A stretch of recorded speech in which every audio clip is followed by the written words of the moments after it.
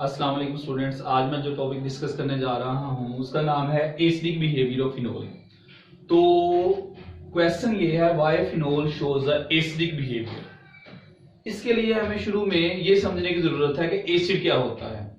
आम रूटीन में हम कहते हैं हर वो चीज एसिड होती है which provide hydrogen ion in aqueous solution.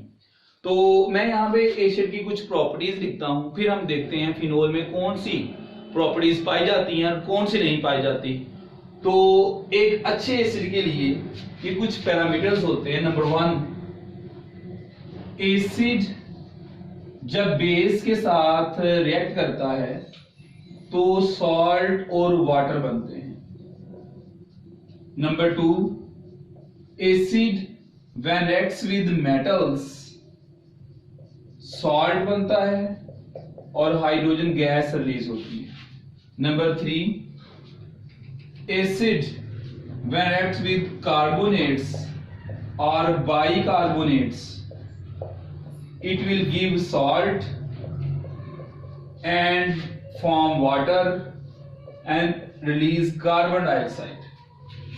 Acid जो होता है वो ब्लू लिटमस को रेड कर देता है। एसिड की जो पीएच होती है वो लेस देन 7 होती है। एसिड की के वैल्यू आप कह लें अच्छे एसिड की अमूमन वेरी हाई होती है। हम कहते हैं कि मोर देन 10 पावर -3। आम रूटीन में हम कहते हैं जी अगर एसिड की वैल्यू 10 पावर -3 से कम होगी तो वीक एसिड है, 10 पावर -3 से ज्यादा होगी 1 तक होगी मॉडरेटली स्ट्रॉन्ग है, और 1 से ग्रेटर होगी तो स्ट्रॉन्ग एसिड है। तो नॉर्मली मोर देन 10 पावर -3 होती है, आप कह लें जी के ए वैल्यू।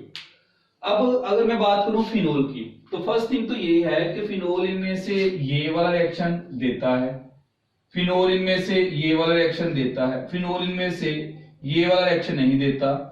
फिनोल ब्लू लिटमस जो है इसको नहीं चेंज करता। जबकि फिनोल की अगर मैं पीएच की बात करूं तो पीएच 6 to 7 है फिनोल की, 5 to 6 सॉरी। फिनोल की अगर हम पीएच की बात करें तो आपने याद रखना है कि पीएच फिनोल की पीएच 5 to 6 है। जबकि फिनोल की के वैल्यू की बात करें तो के वैल्यू 1.3 10 पावर -10 होती है। तो ये हमारे पास के वैल्यू है। तो आप देख सकते हैं कि फिनोल इनमें से जो प्रॉपर्टीज शो कर रहा है वो मेनली ये जो 2 प्रॉपर्टीज हैं वो ये शो नहीं करता, और के वैल्यू भी इसकी कंपैरेटिवली एक तरह से बहुत लो है। It means it is a very very weak acid. तो एसिड चाहे वीक हो लेकिन एसिडिक तो है ना। तो हम यहां पे ये समझना चाह रहे हैं कि फिनोल एसिडिक है क्यों। तो ये मैंने जो 6 प्रॉपर्टीज लिखी हैं तकरीबन इनमें से 3 प्रॉपर्टीज उसमें एसिडिक बिहेवियर वाली पाई जाती हैं। तो किस वजह से हैं ये हम देखते हैं। तो इसका सिंपल जो आंसर है वो है रेजोनेंस। तो मैं आपको यहां पे बताता हूं कि क्या रीजन है जिसकी वजह से फिनोल एसिडिक है। तो वो रीजन ये है कि उसका रेजोनेंस, हम कहते हैं डी लोकलाइजेशन ऑफ इलेक्ट्रॉन्स, इसी चीज का नाम रेजोनेंस है। और यही वजह है आप कह लें स्टेबिलिटी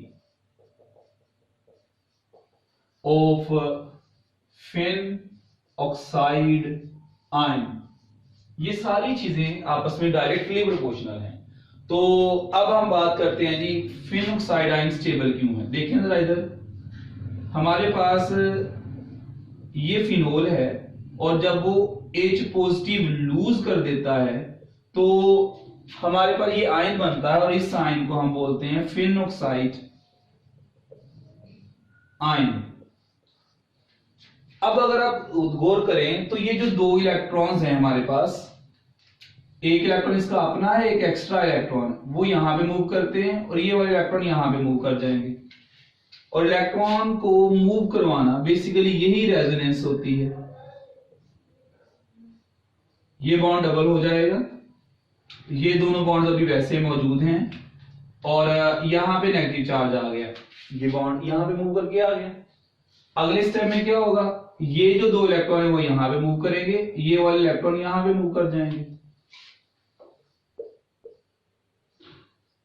यहां ऑब्जर्व करें आप लोग, क्या हुआ, ये बॉन्ड तो हम कहते हैं जी दोबारा बन रीजनरेट हो गया, जबकि ये वाला जो बॉन्ड था यहां पे इलेक्ट्रॉन उसने मूव करवा दिए।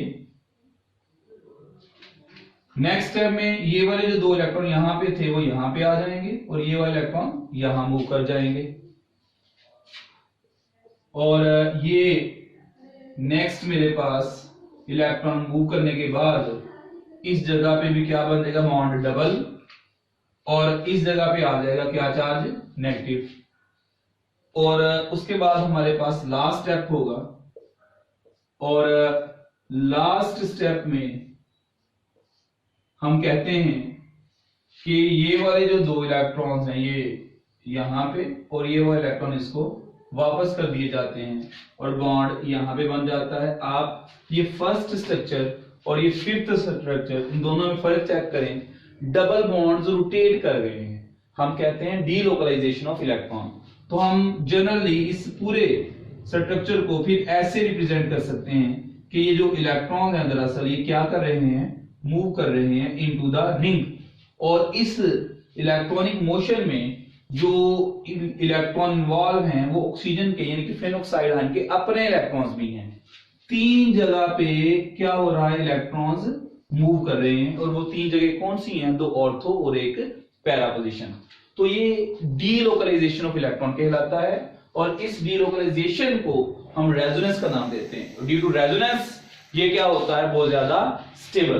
तो स्टेबिलिटी ऑफ फेनोक्साइड आयन आपने याद रखना है एसिडिक कैरेक्टर के डायरेक्टली प्रोपोर्शनल है। हर वो चीज जिसमें डीलोकलाइजेशन ऑफ इलेक्ट्रॉन होती है, आप कह लें रिंग की फॉर्म में, तो वो स्टेबल हो जाती है।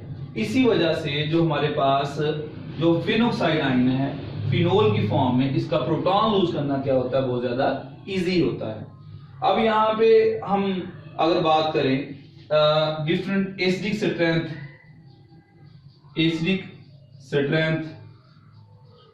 ऑफ डिफरेंट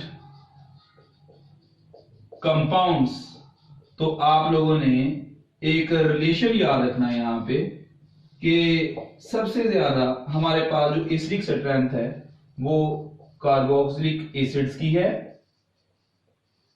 उसके बाद फिनोल,